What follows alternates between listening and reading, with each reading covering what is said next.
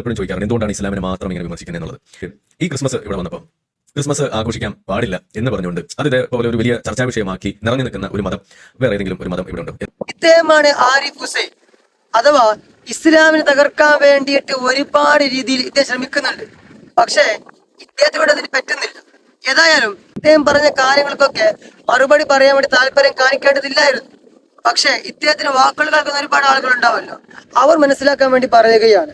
ഏതൊരു മതം എടുത്തു നോക്കുകയാണെങ്കിലും ഓരോ മതത്തിനും അതിന്റെ നിയമങ്ങൾ ഉണ്ടാകും. ആ നിയമങ്ങൾ അനുസരിച്ച് കൊണ്ടായിരിക്കണം ഓരോ മതവിശ്വാസിയും ജീവിക്കേണ്ടത്.